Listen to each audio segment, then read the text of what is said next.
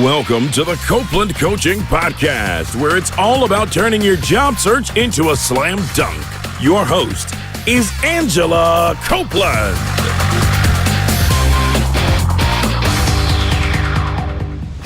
Welcome to the Copeland Coaching Podcast. I'm your host, Angela Copeland. Live on the phone with me today, I have Alex Malley in Sydney, Australia. Alex is the Chief Executive of CPA Australia, hosts the 9 network television series The Bottom Line, and is the author of the best-selling book The Naked CEO. Alex is also a regular contributor to the Huffington Post and is a regular business commentator on the nationally syndicated programs The Money News on 2GB and Sky News Business. As Chief Executive of CPA Australia, Alex is responsible for 19 offices globally and more than 155,000 CPA Australia members in 127 countries.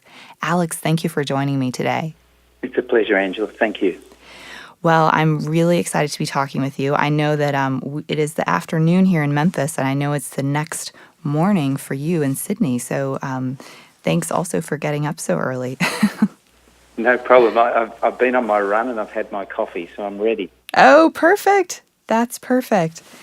Well, I first learned about you on LinkedIn, where you publish a number of really great career articles. And LinkedIn is actually, I don't know exactly how it works, but they've said that you're a LinkedIn influencer. And you've actually been described publicly as someone who went from suspended schoolboy to disruptive CEO. And I would just love to get a little bit of your own story and how you kind of, how this happened for you. Well, thank you. And I guess that line, suspended schoolboy to disruptive CEO, the message is that we never really totally change, but what we have to find is how to be better at what we are and who we are. And so for me, I was suspended from school, and the interesting thing is, in my book, the first page is my original school suspension letter. And right next to it is an email from the same headmaster dated last year, where he told me I look very good on television, but I still struggle with my grammar. Oh, no. So it was a wonderful reminder that, we have these beautiful relationships in our lives with mentors. Things change in relationships. And so for me, I loved the educational environment, but I was a very excitable young man and took some risks that I probably shouldn't have. But I've brought that to my adult life. So I became a teacher first. I was a university professor for nearly 20 years. And I guess that's when my relationship with young people and the engagement with young people I found incredibly positive. And when I became a CEO later on in my career, this is my second CEO post, I realised I missed teaching and I missed mentoring. Mm-hmm.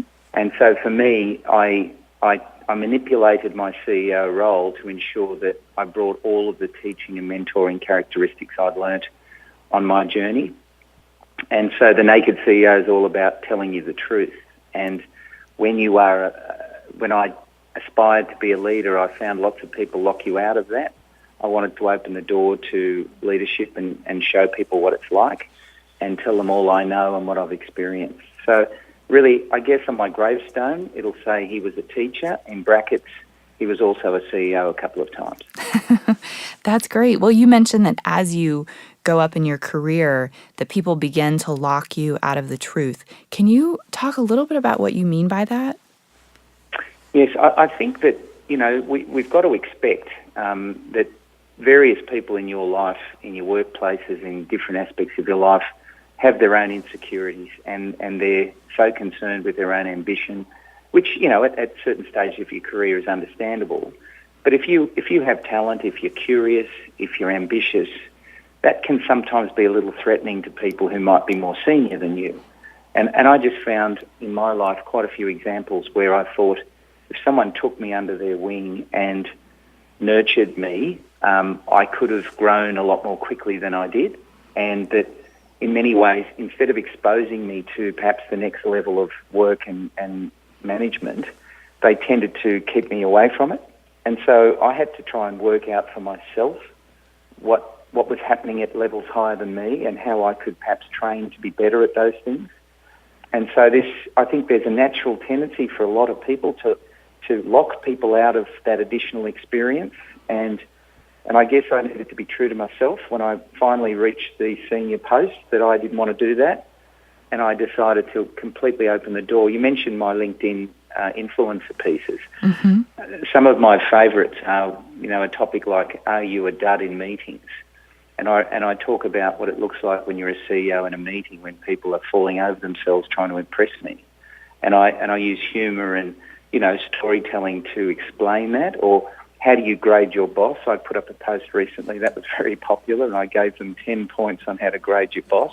So I try to have fun. I try to say, life's about having fun. It's about exploring, and it's about, sometimes confronting some of the truths. Mm-hmm, absolutely. And I must say, I really appreciate what you said about as you rise quickly that people can lock you out. For myself, I became a director at about 26 years old. I started working as an engineer in corporate when I was 19, and I became a vice president when I was around 30. And so I often interacted with people and sometimes managed people who were not only as old as my parents, but often older than my parents. And I did experience a lot of that feeling where you become a threat, and oftentimes people don't mentor you in the way that they maybe could. Isn't it interesting, Angela? And of course, your energy and your skill set probably told people from their point of view, she probably doesn't want a mentor, whereas perhaps you might have wanted a mentor, but because your success was early. And this very interesting thing about the key game in life is to become a positive influencer. And sometimes you can have all these wonderful skills at the beginning of your career, but influence comes not just with skill set, it comes predominantly with life experience. So, the challenge of being successful early can often be very, very big. In recent times, your US young man who won the golf, he's in this classic scenario where he's achieved extraordinary success early, and that has different challenges for people. And I think when you achieve success more slowly, it's a lot easier to manage it when you get there. So and everyone's journey is different. I completely agree with you. I think in my case, I was promoted quickly because I had a lot of technical expertise that was not available because I switched my career into digital marketing and there was not a lot of talent in that area. But I didn't have the leadership experience and I didn't have the experience managing people that my peers who, I was working with had. So I completely agree. Well, you mentioned being a positive influencer, and one way in which you have been a positive influencer is through your book, The Naked CEO, which I know is in the 6th edition, which is really incredible. What got you started on writing the book? I mean, how did that come together? Well, it's probably a bit humorous to start with. I was in my CEO role for about a year. And I said to my executive team, I'm really missing teaching. And they all looked at me strangely. And I said, look, I've got to go back to teaching. It's driving me crazy. So I'm going to have to do something on a website. and they looked at me even more strangely. We came up with a name called thenakedceo.com, which we thought would create some interest for people to come and have a look at the site. And since that time, we've had some 3 million young professionals coming onto the website. And Angela, if anyone asks me a question by email on the website, I video respond and answer. Oh, you do? I've physically answered about 1,500, and I think they've been viewed about 90,000 times. So it allowed me to go back to university teaching without walls and a ceiling, and to begin a dialogue with anyone who wanted perhaps a bigger life, a more ambitious life than they were at. And then the publisher came to me about a year and a bit ago and said, we really think you should write a book. And I said, I've been thinking about that. And it was those classic times in your life where you're thinking of something and someone else is thinking the same thing. And so I wrote the book, and I wrote the book probably in about 2.5 months because it was so intuitive and it was so honest. And I frightened the reader with, next to my suspension letter, a photo of myself in 1978. Which is a sizable afro hairdo. Okay. For those listeners who might have been around, the Mod Squad was the look of the day, and I certainly had that look. I no longer have it, of course. That's incredible. Well, that's a great story in terms of how you got started. I'm curious, when you were teaching, what did you teach? I teach the first subject in accounting on a Monday at 10 o'clock. So imagine the scene. It's your first day at university, your first lecture at 10 o'clock, 600 kids in the theatre, and probably most of them there because their parents wanted them to. So you had to learn pretty quickly how to engage. And I recall going into those lectures mostly with a pair of jeans and a polo shirt and telling these kids, look, I got suspended from school. Some of you might have had the same experience. Some of you might have been ducks of the school. But can I tell you all that you have no idea of your potential? And I want you to explore your potential. I'm going to teach you some things that might be a little boring, but I know they're going to take you to great places. So I want you to listen to me. And I'd teach these young people, and I did that for 20 years, and I don't know what happens in the States, but in Australia, if they don't like your lectures, they normally throw paper aeroplanes at you. Oh, they do? I'm proud to say that I never received a paper aeroplane in 20 years, although the economics lecturer who followed me had many paper planes, and I kept reminding him. Oh, my goodness. Well, I think that speaks highly to your success, and I'm sure it was a great learning experience in terms of honing your speaking skills and relating to people and motivating them. So that's well, I think, Angela, excellent. as you would know, it's about engagement, and it's about giving your professional psyche and your emotional psyche. And, as I say, people talk about what language do you speak. I say, well, I only speak one. I speak human. I don't know what you speak, but I speak human. And I think more and more we have to think about that and what that means. Absolutely. Well, I think this probably ties in well to the university setting, but one of the things you talk about in your book is the benefit of making mistakes.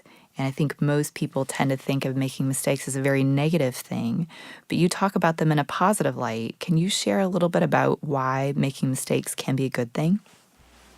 Yeah, look, primarily because my experience, the only time I've learnt anything substantial is when I've made a mistake and I've had to acknowledge it.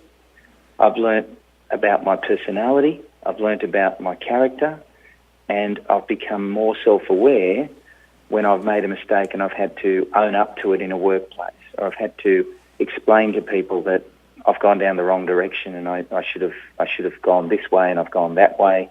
I've learnt to apologise.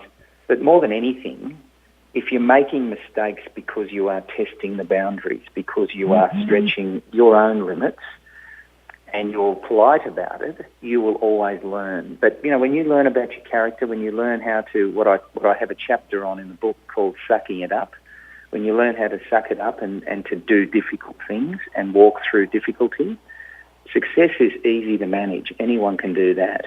But if you can manage mistakes, if you can manage difficult times, you are on your way to a bigger life. There's no question.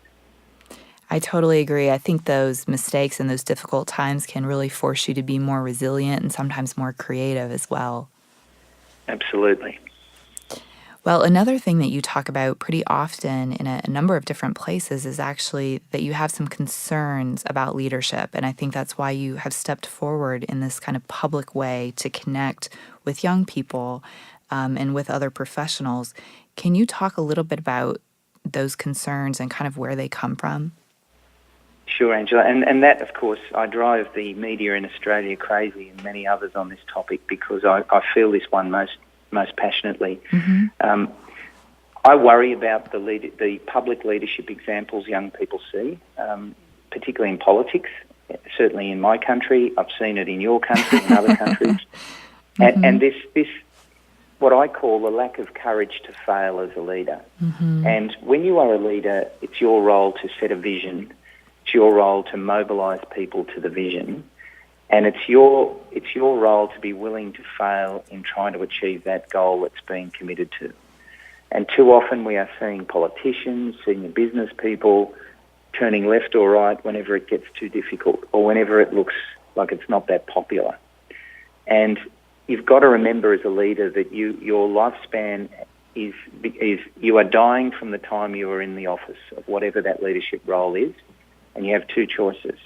You can try and manage your own risks for as long as you can, or you go for it. and you go for that vision and you bring your people with you. And they're the examples and they're the principles that I want young people to see. I was lucky enough to convince your great Neil Armstrong to do one interview of his whole life, and it's probably one of the most exciting moments of my life. Mm-hmm. And when I was trying to convince him to do it, I said to him, Neil, you lived in a world in the US at the time that was, to me, 90% vision, 10% risk management. And today there's a world that's 90% risk management, 10% vision. We need to start thinking about going back to the history of time. And I saw him as one of the great world leaders, particularly with his humility. Oh, that's a fantastic analogy. What did he say when you told him that? I mean, well, when I said that, I said, look, and I'm a teacher. I'm not in the media, although of course since that time I am more often. mm-hmm. And I said, I'm a teacher, and I think there's generations that have followed you and I that need to hear your story. And he looked at me straight to the face and he said, okay, Alex, I'll do it. And he did. And, God bless him, he died a year and a day after the interview. And, the fact that he shared it, I got beautiful emails from his family. I got wonderful emails from his friends who said, we've never seen him so relaxed telling his story. And I guess the other thing to take from that is that in leadership, people come at you from every direction and you've just got to be comfortable in your own skin. I think that's the key. You've got to be comfortable with who you are, and sometimes you've got to work at that. But when you are comfortable in your skin, you've got to be generous. And I accept that some people, we have to be selfish sometimes to get to a particular goal, but if we get that goal, it's time to be generous. Mm-hmm. I totally agree, and I definitely appreciate that perspective. I think also in terms of, lacking the courage to fail, I've noticed, especially with the younger people here in the U.S., oftentimes they don't really push forward on important issues that they may care about or they haven't in the past. And the more that I see people debate and publicly express their views, it really gets me excited because I want to see people thinking about their actions and the consequences in the future as it relates to those actions. So I think that's, an excellent message. Yeah, Angela, you're absolutely right. And this whole mission for us on the Naked CEO is really about trying to rebuild the world from the youth up. And they're not seeing good examples. Mm-hmm. And, programs like yours, work that we're doing is, generously trying to say, listen to these conversations. There will be things within this conversation that will spark your imagination, spark your leadership instinct. Look for the positive, stand out, step up, say something when it needs to be said. What's the worst that can happen? Mm-hmm. Well, in terms of learning and growth, I know one of the things that you mentioned earlier and that you're a big advocate for is mentoring. Why do you think mentoring is such an important part of a young person's experience? I think you need someone that is listening enough for you to hear your own voice. And a very good mentor is someone who will sit with you and will say, talk to me about what's going on at work, and you're talking, and they're not saying much, they're just listening. Mm-hmm. And as they listen more, you're talking more, and all of a sudden, as you hear yourself speak, you start to pick up what you don't like about what you've said, what you like about what you've said, and they sort of direct your own conversation with yourself so that you start to see what you need to do to improve, what you should be proud of, what you perhaps might not be proud of, so that there's someone out there who's just balancing you, who's listening to, allowing you to listen to your own voice, and occasionally, I guess, getting their index finger and prodding you in the chest, saying, talk to me about that, explain to me why you did that. Why is that relationship at work not working? Is that because that person's totally awful and you're totally perfect, or am I overreading this? And someone who's really just not allowing you to escape, but bringing you into the right series of conversations. And if you can find one or two of those somewhere in your life, it's magical the impact it can have. Oh, I totally agree. I'm also such a huge supporter of mentors. So many of the people that I work with or speak to, they've never had a mentor before, and the idea of getting a mentor is very intimidating. They're not quite sure how to go about it. That's right. Do you have suggestions on how they might find a mentor and maybe approach that mentor? Look, I think it's about, a gentle start. So if it's a young person perhaps finishing university and they pretty well don't know anyone in the next world they're going to, I always say, look, go to basics. You went to uni with a whole lot of friends. Pick one of the parents of one of your friends at uni. Go and have a coffee with them. Have a different conversation with them. A different conversation than the one when you'd go into their house and take their son or daughter out to have fun. Have a different conversation. Ask them about what their work experience was like when they finished university. Ask them for a bit of advice on what you should do if transitioning into a new role or starting your first job. So it's about just gently starting to work on groups of people that you already know. I always say to people smilingly, look for someone who's got more wrinkles than you. I'm finding that increasingly hard as I get older. But certainly when I was young, most people did. And sometimes it's more powerful to have a mentor who's not in the workplace you're in, but who's someone who's had equal work experience as maybe your boss, who can just give you a balanced view without necessarily being locked into the culture of your business. But when you're at university, when you're studying, you should be joining different clubs. You should sit next to a different student every day. You should learn how to build a network as a natural instinct. And if you do that, you will meet people on an aeroplane, a 1-hour flight. You can sit next to someone who's got more wrinkles than you and you can pick something up. So you're always looking, but do not become too reliant on a mentor so that ultimately you're trying to outsource your decisions to them. If that mentor does that, they're not doing you a service. They're not there to help you make decisions. They're there for you to hear yourself speak as you make your own decisions. I completely agree. I love the advice about asking someone who you already know because they already have some kind of buy-in for you. They have some emotional connection on some level. That's right. And if you have a different conversation with them, so every conversation's been about sport when you were young and you met them as a parent, and all of a sudden you say, look, can we have a cup of coffee? I'd really like to talk to you about how your career's unfolded. You've got all that emotion, as you said, connected, but you're now taking them and you into a different space of conversation. It's lovely. It's a lovely experience, and I encourage it. Yes, and many people really enjoy giving back. I think the other thing that you mentioned, I think that's important to note, is with regards to not relying on one mentor too much or outsourcing your decision-making.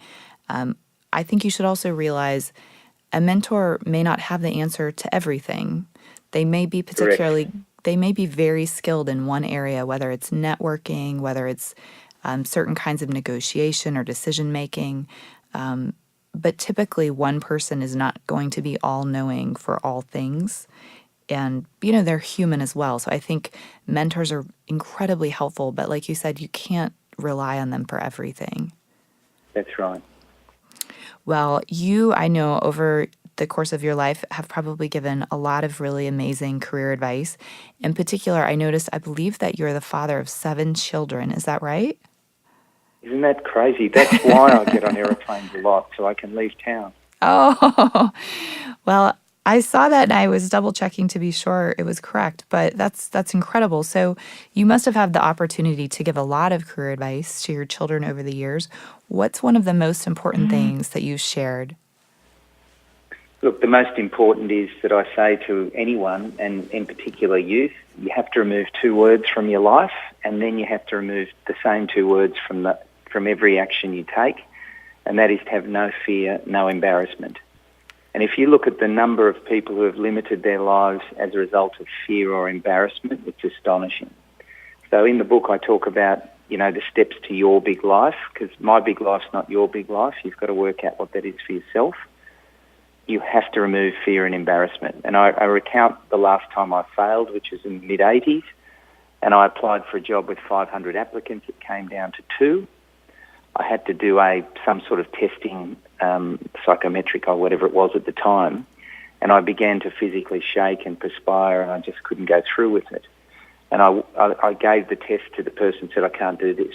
And I walked to the train station believing the life that I knew was over. Mm-hmm. Such a substantial fail.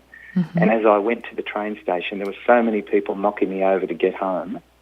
I realised that I was anonymous. I realised that my failures meant nothing to anyone else because they were too busy worrying about themselves. And I promised myself in 1984, when I was 24 years old, I will never not try something I want to try ever again. And I never have. And so you've got to be able to walk through fear and walk through embarrassment. I love that. I find that my clients who have the best success finding new jobs and really changing their lives in the direction they want are the ones who can be open and who try things without thinking of all the what ifs and the negative scenarios, and they just try it and they decide, what's the worst that can happen, and they just move forward, and it always seems to work out really well for those people. That's right. And the irony of risk is those who face risk tend to be the ones who never tend to fail, whereas the ones who protect themselves from all the risks never end up going anywhere. And if you look at space programs as an example, as I said to Neil Armstrong, he got to the moon and back with his colleagues basically in a tin can with less technology than a mobile. Mm-hmm. And today, the world's struggling with getting there safely and back. Mm-hmm. Absolutely. It's really incredible. Well, as you mentioned, you've had the opportunity to talk to a lot of incredible people. And in particular, on the television program that you host, The Bottom Line, you get a chance to talk with people who've been very successful about those successes, about their challenges. And you are able to share it because it's on television with just such a huge audience. Are there any trends that you've noticed from those people who you've talked to and you've heard their stories? Is there a common thread? Yeah, look, Angela, that's another great question because you're always looking for that. I guess the first is that they are comfortable in their own skin, and these are people who are globally known. Comfortable in their own skin because they've actually made mistakes. They've had some failures, and they're equally comfortable to talk about their failures as they are their successes. They're a lot more self-aware than most people because they've, I guess, stretched their lives and had to learn more about themselves. They listen well.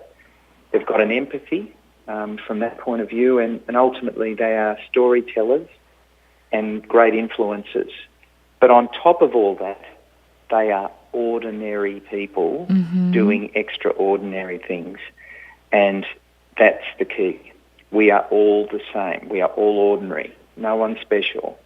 What makes you special is the impact you have on others because of the passions that drive you. And at the core of all of these people, they have a passion and they just don't give up. They just keep coming until they get there. And that's such an important message. You mentioned earlier the word resilience.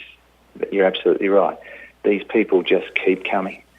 And I have a view that, if you keep taking on the universe, eventually the universe says, you know what, I'm sick of you.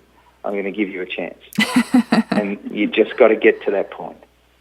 Well, I totally agree. And, I think I've seen people who have grown up in challenging situations, who've done amazing things. And again, it's oftentimes because that was the person who didn't give up and who had, what they're calling nowadays grit, who had a lot of grit to push forward. So I can only imagine how amazing it must be to sit down with people who you admire and to really hear sort of their personal history and how they progressed. And it's lovely, Angela, that so many people are watching it and that so many people can gain one thing. Just one thing someone says can turn a life around. And that's the great thing about teaching and mentoring. You can say one thing that you don't think is such a big deal, but that person just gets it at that point in time. It's the perfect statement for them, and off they go on their journey. Not to get off track, but I personally can relate to that a lot. When I was growing up, I did not have a college fund or any kind of expectations necessarily that I would go to college. And so as a young person, I was teaching myself photography, and I had a darkroom because I knew that was a way I could support myself even if I was not able to go to college. And when I was in, I believe it was the 8th grade, I did science fair. I grew up in Oklahoma, and I did science fair there. And I did very well and was actually given an award, not only won the fair, but was given an award by NASA. And Wow. it was, I still have that award on the wall because it was life-changing for me. But my science teacher at the time approached me and he said, photography is a really nice hobby, but I think you're going to do some big things, and we need to talk about those things. And I was very young, but that was a major life-changing moment. And without it, I don't know, I might be a photographer. So, yeah. Mind you, having listened to you, I think you probably would have been one of the world's best photographers. Well, I appreciate that. It was certainly enjoyable. But I do think those moments in your life and those teachers can really make a huge, huge difference. Mm. Well, one of the things that you talk about also in your book is you talk about things like getting a job. And many of our listeners today are actually job seekers. They're going to be working on their resumes, and they will be out there interviewing. In your book, you actually discuss how to write a resume that gets read and succeeding at job interviews. Are there a few tips that you might offer to our listeners who are struggling to look for a job? Sure, and in the book I talk about the resume, and I also talk about what I'm thinking or what CEOs and managers are thinking at the interview and what you should be doing. So I've given you all the perspectives, and part of this naked CEO thing is to say, let me tell you what I'm thinking when you're saying those things, which is not what normally people do. So that's the first thing to note. The second is that life is about just a few words, and one of the words is courtship, and it's about making it so that people want you a little bit more than you appear to want them. And that relates to personal relationships when you meet someone you have an interest in or whether it's in work.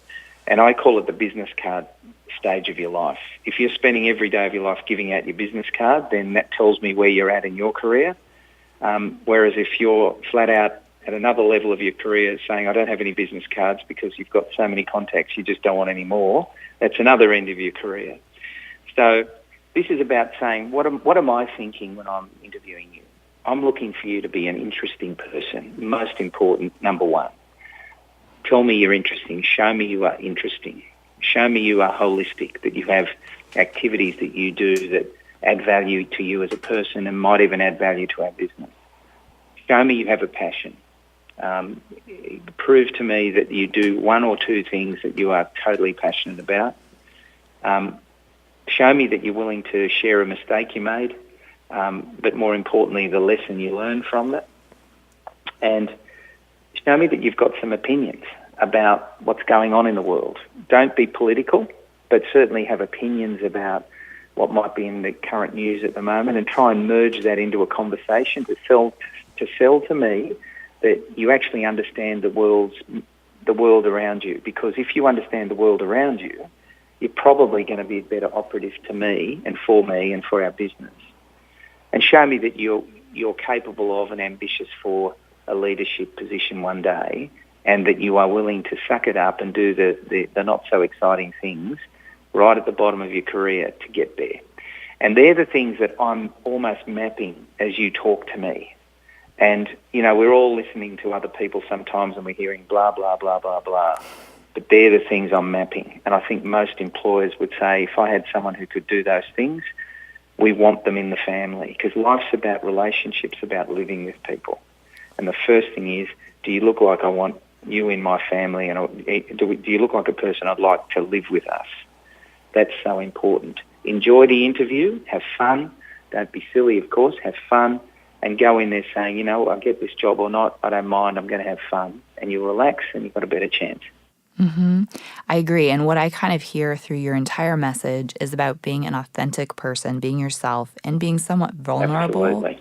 Yeah, being willing to kind of share who you are. And I also really like the way you mentioned, you called it joining the family. Because I think oftentimes in job interviews, it's very difficult to truly evaluate someone's skills, but it's fairly easy to evaluate whether or not you get along with someone and your impressions of them, how your conversations are and who they are more as a person. So again, that's all you can go on, Angela. You are absolutely right. That's all you can do, because everyone can sell a skill in a minute, but how that's going to live in the business, who knows?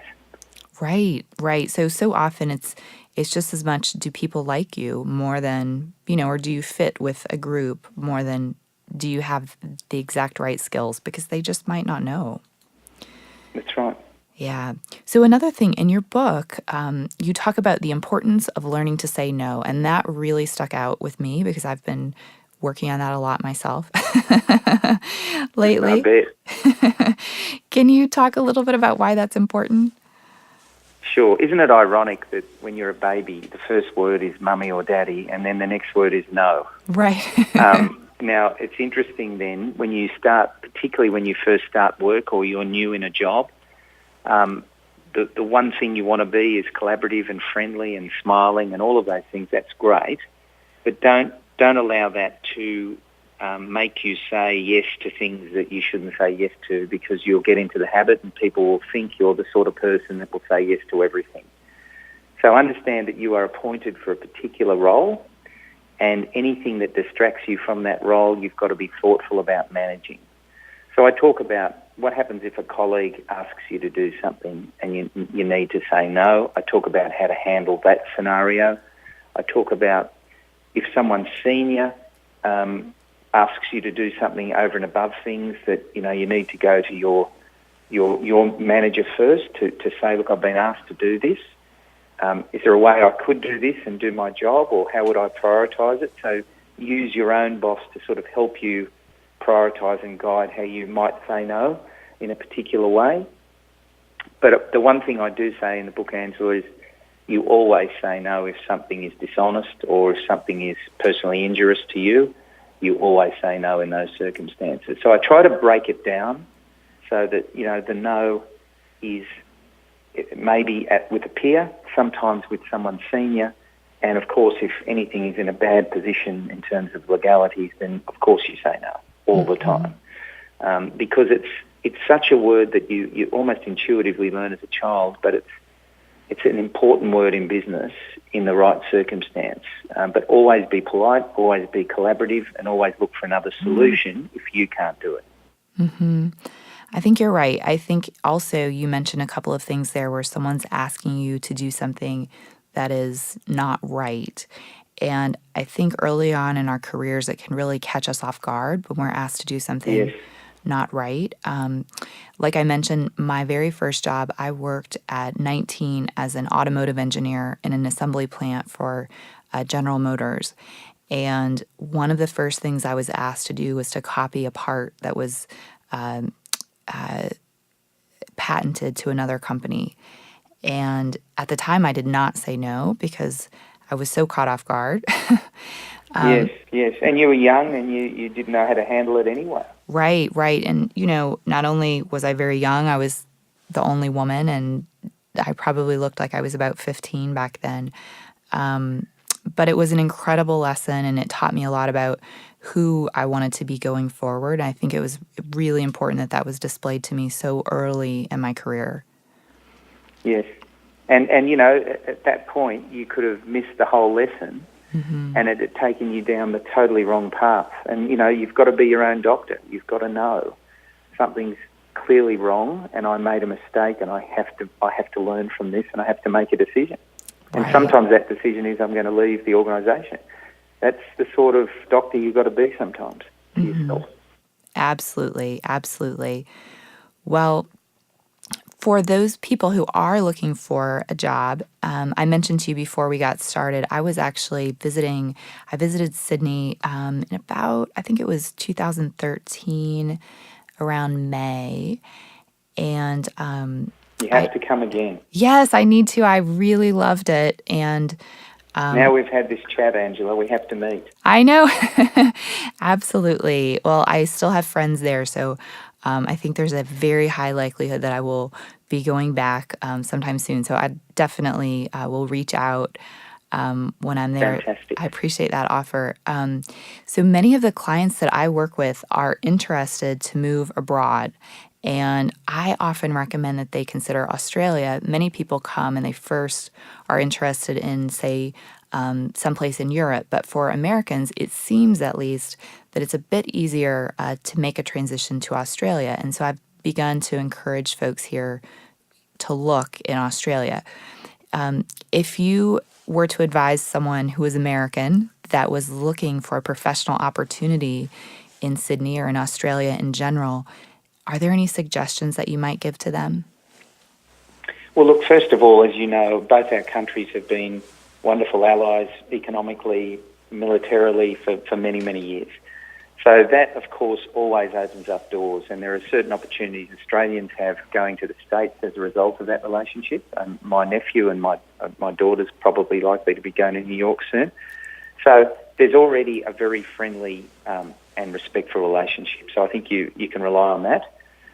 Number two, I think one of the important things is to make contact with a multiple number of recruiters and isolate your skill set around having studied a particular sector, what skills are required in that sector and what gaps might be in that area. There's no doubt that if you've got US experience, whether it's in digital marketing or whether it's in accounting or whether it's in finance or any other part, we regard that very highly. So you've got to start building relationships with recruiters. There's lots of professional associations. Build an online relationship across various sectors. See if you can have a trip out to Australia and visit a few people and just start to build your network, because it is a receptive country. It is a receptive employment market, even though things, go up and down a bit at times. But most importantly, having American experience is highly valued. So you've got to package that in a really good story, really tight, really reflective, and I think you'll find that's really a positive thing. No, I totally agree. I appreciate that perspective a lot, because I know people that I work with, it's very intimidating to picture moving as far away as Australia. They're not quite sure where to begin. So I know that will be helpful. I also think our listeners should know, I believe that the labor laws are even more flexible for people who are under the age of 30. I think it's something like that, where you can have more of a temporary work visa. If you're a risk taker and you're willing to kind of get out there on your own, it seems like it's even easier to move to Australia before the age of 30 than after. Yeah, and look, there are, again, in some sectors, if they need the skill set, even if you are older than that, and there's a demand for that skill set, keep an eye on the government websites for what they're looking for. Because sometimes being older but having an experience and skill set that we're short of in Australia can also be an opportunity. So everyone can look for those opportunities no matter their age, but you're correct with what you said. Yes. I have a good friend who was there last year working, and he had I believe a 1 or 2 year contract, but he was brought over because there is a specific shortage in the field that he works in. It's a specific kind of technology, and he was hired to come over for 1 or 2 years to train people in Australia to use this technology. So I think it's a great example of where there was a shortage and they were totally open, and he was able to go and had a really great experience. That's right. And imagine the relationships he would have built in those 2 years and the network that would have come with that. Mm-hmm. It's really incredible. I think you can, when you begin to expand globally, it's a completely different ballgame. That's right. That's right. Well, we've covered a number of topics, and I really appreciate you taking the time today. Is there any additional advice that you might like to share with listeners that we've not touched on? Well, first, thank you, Angela. It's been a wonderful conversation. I've really enjoyed it. I guess I just reaffirm, no fear, no embarrassment becomes a way of life. Learn to respect the people you don't always like. That's an important part of life and leadership. Consistently look to ways to improve your communication skills. Live day to day in your working life, but build really big dreams that allow you to continue to think about bigger things. And always remember, respect everyone, no matter who they are. My mother had very, very serious bouts of depression. I'd go to the hospital. It was most often the cleaner that spoke to me, not the doctor or the nurse. So everyone has insight. Everyone's worthy of respect. And if you live your life with those values, I think you'll have a bigger life than you think you're capable of. Oh, that's fantastic advice. Well, I know that many of our listeners are going to want to reach out and learn more about you and get a copy of your book. Where would you suggest that they start? Well, thank you so much. Well, it's available on Amazon and online and all through the online modes around the world. I actually went to LA and read the book, which was a rather strange experience for a couple of days. So it's available on Audible and in good bookstores, including the likes of Barnes & Noble in the US. But the nakedceo.com website Angela, is where we've got lots of young people and professionals of all ages on the site. So if people wanted to go on that, they could also find a link to the book. But if they wanted to ask a question, they can go on the site, email a question, and I will video respond and answer to them personally, as I've done so many times before. My staff think I'm crazy, but I'm going to stay crazy. Oh, that's so exciting. I'm going to be looking for those answers. Thank you so much, Angela. Well, you also have a television show called The Bottom Line, and I believe it's nationally syndicated in Australia. If we are interested to watch it here in the U.S., is it available online? Yes, it is, and it's available on thebottomlinetv.com. And if any of your listeners come to Australia, they can also access it on the Jump In app, which is the Channel 9 app. But obviously from the US, the best option would be thebottomlinetv.com.au. Fantastic. Well, Alex, thank you again for joining me. This discussion has been wonderful. I know I've just learned a lot, and I know our listeners have too. Thank you, everyone, also for listening. Tune in next week for another edition of the Copeland Coaching Podcast. And if you haven't already, please be sure to subscribe on iTunes or Stitcher to ensure you never miss an episode. Thank you for listening to the Copeland Coaching Podcast today with your host, Angela Copeland. Tune in next time to get more great tips on turning your job search into a slam dunk.